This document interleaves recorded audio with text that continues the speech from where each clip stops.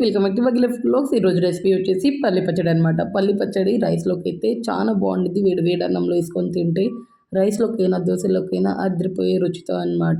నా స్టైల్లో నేను చూపిస్తున్నాను. ఎప్పుడు రెగ్యులర్గా చేసుకునే చట్నీలు కాకుండా ఒకసారి ఇలా చేసుకోండి.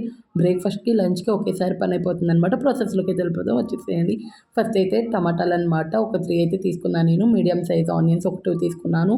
అంటే పచ్చిమిర్చి ఒక 5, 6 అయితే తీసుకున్నాను. నా దగ్గర ఉన్న పచ్చిమిర్చి కొంచెం స్పైసీ ఎక్కువ, అందుకని ఇట్లా మీ దగ్గర ఉన్నవి చూసుకొని స్పైసీకి తగ్గట్టు అయితే పచ్చిమిర్చి వేసుకోండి. ఇదే రెసిపీ ఎండుమిర్చితో కూడా చేయొచ్చు అనమాట. ఎండుమిర్చితో చేసేది ఇంకొకసారి చూపిస్తాను. ఇప్పుడైతే పల్లీలు అనమాట ప్యాన్లో వేసేసుకొని ఒక కప్పు మంచిగా డ్రై రోస్ట్ అయితే చేసుకోవాలి.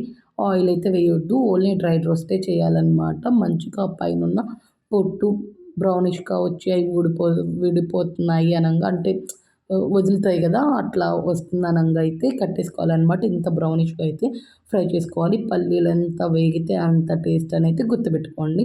పచ్చిగా ఉన్నప్పుడు అస్సలు తీయొద్దు చట్నీకి. ఇప్పుడు మిక్సీ జార్లో అయితే వేసేసుకుందాం. మంచిగా ఫ్రై అయ్యాయి కాబట్టి ఈ ప్యాన్లోనే ఆయిల్ వేసేసుకొని పచ్చిమిర్చి, ఆనియన్స్, టమాటోస్ కూడా వేసుకొని మంచిగా ఫ్రై చేసుకోవాలన్నమాట. కొంచెం ఆయిల్ ఎక్కువే పడుతుంది, ఎక్కువే వేయండి. అంటే ఫ్రై అవ్వాలి కదా, అందుకని. ఇప్పుడు టమాటోస్, పచ్చిమిర్చి, ఉల్లిపాయలైతే మంచిగా మగ్గాలి. టమాటాలు స్కిన్ వదులుతుంది అన్నప్పుడు చాలన్నమాట. ఇట్లా స్కిన్ వదిలిద్ది కదా మంచిగా ఉడికి, ఆ స్టేజ్ దాకా అయితే ఫ్రై చేసుకుంటే చాలు. మరి ఓవర్ ఫ్రై ఏం అవసరం లేదు. ఇప్పుడు ఒక ఇంచు అయితే చింతపండు వేసానన్నమాట. యాలక్కాయలు ఒక 5, 6 అయితే వేసుకోవాలి. వేసుకొని మంచిగా చింతపండు ఇవి కూడా ఫ్రై చేసేసుకోవాలన్నమాట. ఇట్లాగా మంచిగా ఫ్రై చేసుకున్నాక చూసారు కదా, టమాటోస్ ఇలా స్కిన్ వదిలితే చాలన్నమాట. ఎక్కువ కూడా అవసరం లేదు, ఉడకనవసరం లేదు. పచ్చిమిర్చి, ఆనియన్స్ మంచిగా మగ్గుతాయి కాబట్టి మిక్సీ జార్లో అయితే వేసేసుకుందాం. ఇప్పుడు జీలకర్ర అయితే ఒక స్పూన్ వేసుకున్నాను. అంతే, సాల్ట్ మనకు టేస్ట్కి తగ్గట్టు అనమాట. కొంచెం మిక్సీ చేసేటప్పుడు మరీ స్మూత్ కాకుండా కొంచెం బ్లెండ్ చేయండి చాలు, కోర్స్గా బ్లెండ్ చేయండి చాలు. ఆ పల్లీలు, ఆనియన్స్ అట్లా పంటికి తగులుతూ ఉంటే చాలా బాగుండిద్ది అనమాట. వేడి వేడి అన్నంలో వేసుకొని తింటే మాత్రం నెయ్యి వేసుకొని ఆ టేస్ట్ మాత్రం చెప్పలేమంతే. ఇప్పుడైతే ఒక ఉల్లిపాయ ఇలా హాఫ్ అయితే కట్ చేసుకొని చిన్నదిగా పెట్టుకున్నాను అనమాట. ఒక హాఫ్ అయితే పక్కన పెట్టుకున్నాను.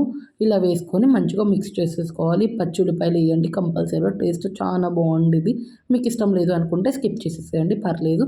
కానీ మ్యాక్సిమం వేయడానికైతే ట్రై చేసేసేయండి. ఇప్పుడైతే మనం ప్యాన్ పెట్టేసుకొని తాలింపు గింజలు, అంతే ఎండుమిర్చి, ఎల్లిపాయలు వేసుకొని కరివేపాకు వేసుకొని మంచిగా ఫ్రై చేసుకోవాలన్నమాట తాలింపుని. ఇప్పుడు ఈ తాలింపు ఫ్రై అయ్యాక మనం ఆల్రెడీ ఇందాక కొంచెం ఆనియన్స్ అయితే పక్కన పెట్టుకున్నాం కదా పచ్చి వేయకుండా, అవి ఇందులో వేసి లైట్గా ఫ్రై చేయండి చాలు. మరీ ఓవర్ ఫ్రై అవసరం లేదు.